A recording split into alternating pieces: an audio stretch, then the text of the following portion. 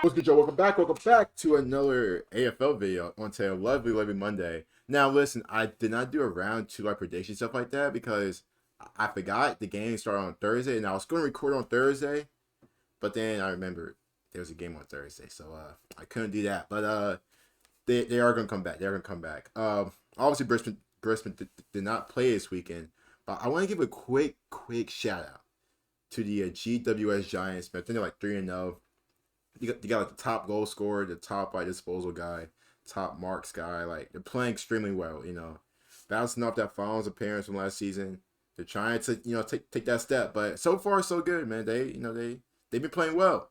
3 games in, they have been playing well. We are going to see if they're able to like sustain that, but as of right now, hey man, they look straight. But as of today, we are going to check out players who destroyed their careers. And second, shout out to my dog, Kalen. All credit goes to him.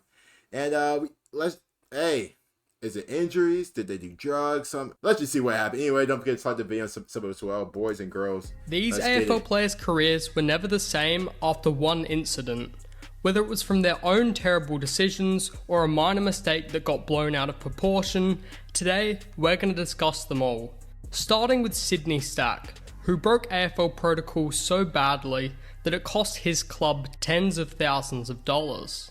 In his debut season in 2019, you couldn't watch a Richmond game without hearing the name Sydney Stack. Dang. Far from your average AFL player, he was an exciting, high-flying, versatile player who could play in every position on the ground. Hey bro, fine. Stack even came third for the 2019 Rising Star Award with 28 votes. But off the field, he was a bit reckless, and it all caught up to him towards the end of the 2020 season.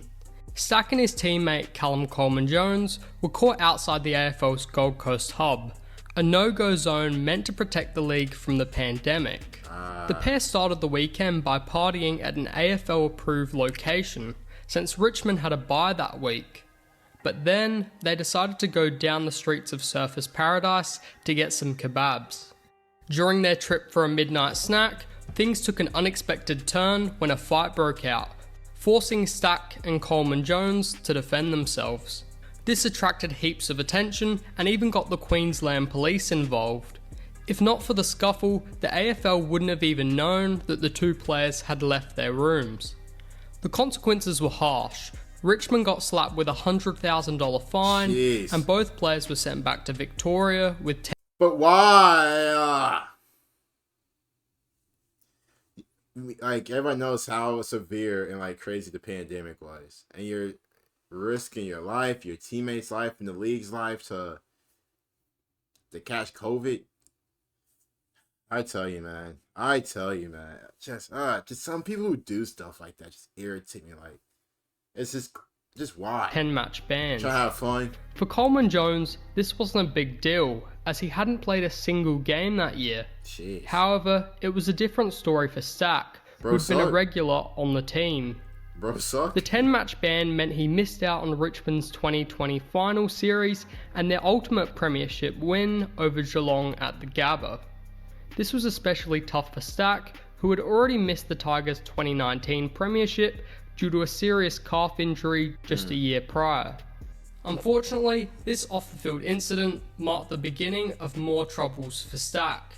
In 2021, the then 22-year-old got dropped from the main squad and later removed from the team at the end of the season. They're just done with him. To make matters worse, at the beginning of 2023, Stack got convicted of drunk driving without a license and was fined $1,000. Hopefully another AFL team gives the young star a chance in the future, as he still has so much potential waiting to be fulfilled. But unlike Sydney Stack, I doubt any club will give Elijah Taylor another chance, due to 2 huge mistakes he made. But before his troubles, the young Swan was showing promising progress in his AFL career. After missing the first 6 rounds of the 2020 season, Taylor... You know what's crazy? It's a 2019, the first 2 was Sydney Stack, then we got Taylor. It's the 2019-2020 season. Like, especially the 2020 season, just how crazy that was in the world, stuff like that. Guys, come on. Like, let's be better. Let's be better, man. Let's think. Taylor played in the Swans round 7 match against Gold Coast, and his 9 disposals were enough to earn him 3 more appearances that year. Unfortunately, he got dropped for Sydney's round 11 game against GWS and hasn't played in the AFL since. The first incident happened in August of 2020, when Taylor invited his partner to visit him in Western Australia, breaching the quarantine zone without permission from the AFL or the Western Australian government. As a result, the 19-year-old was suspended for the rest of the season, and Sydney got fined $50,000 with Wait, so he was just trying to, like, I guess, get some play? He was trying to go crazy right quick, I guess? half of that suspended. Elijah Taylor would likely have returned to play for the Swans in 2021 after his suspension, but that didn't happen. In mid-September, Taylor pleaded guilty to assault against his ex-girlfriend, getting fined $5,000 and picking up a conviction. But the worst part was yet to come, because when the Swans found out about Taylor's crimes, they immediately kicked him off the team. Good. To make matters worse, the AFL slapped him with a 1-year ban. Taylor really let down the red and white, the club that took a chance on him in the 2019 draft at pick 36. Even if he'd just been delisted, another AFL team might have given him a shot. Unfortunately for the teenager, he had completely ruined his reputation, making it impossible for any AFL club to even consider him. Nowadays, he's playing with East Perth in the Waffle. Despite his manager saying Taylor's in a better place mentally, his desire to return to the AFL is uncertain. Will Elijah Taylor make a comeback to the AFL in the future? Nobody knows. Probably not. But if you think Elijah Taylor's career had a rough patch, wait until you hear about Ben Cousins. You probably know him as the guy who won the Brownlow medal in 2005, bagged the Rising Star Award in 1996, and was a 6-time All-Australian. He even led West Coast to their 3rd ever premiership in 2006. But things went south for Cousins during the 2007 season with the Eagles. He only played 7 games, a significant drop from his usual number of appearances.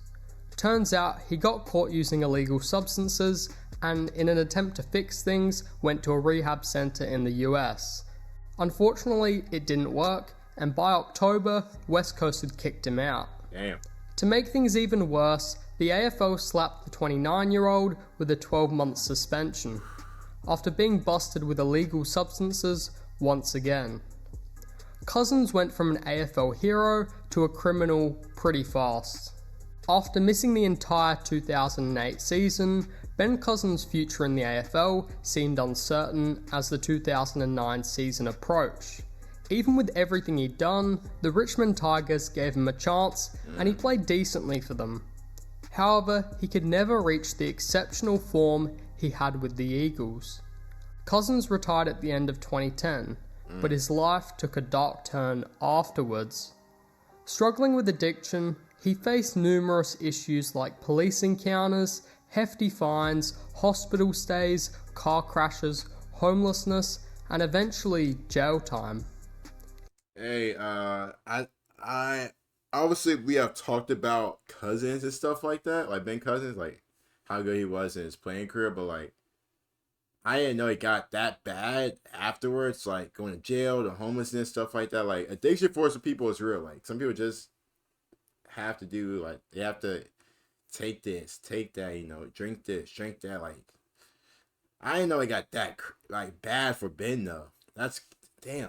Even though Ben Cousins' career slowly crumbled over the years, it was that split-second decision to start using illegal substances that not only ended his career, but also completely ruined his entire life. Yeah. Now, we witness the unfortunate downfall of another premiership player, Brian Lake, whose career disappeared right in front of his eyes in just seconds.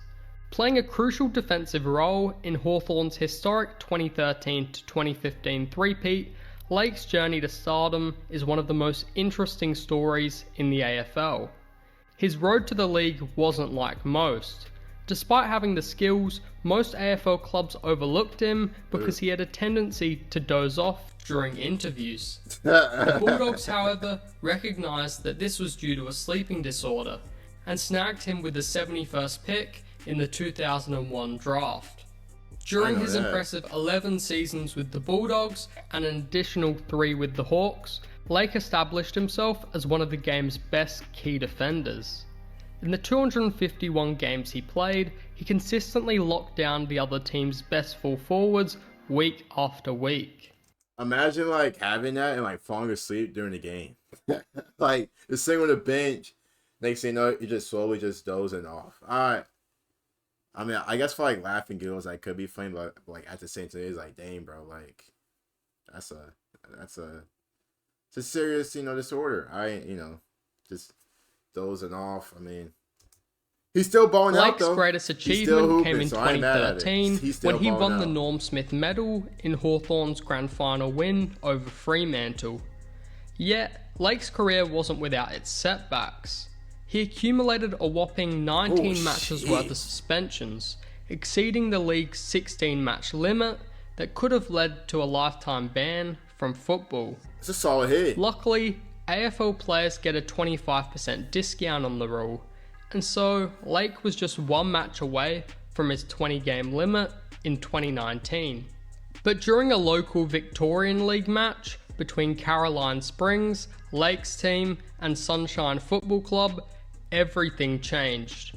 The 37-year-old received a 2-match ban for striking, pushing his total suspensions to 21 games, exceeding the allowed limit. Lake argued that when players switched to local footy, their AFL suspensions should be wiped clean, a rule that would have saved him. Unfortunately, his appeal was unsuccessful, and he hasn't played local league football since. Which other AFL players do you think ruined their careers in? Maybe he has a point. Maybe he has a point, but hey, y'all let me know you guys' thoughts in the comments down below about other players who did destroy their careers in seconds. As always, don't forget to like the video and sub as well. Take care, stay amazing, and as always, boys and girls, peace.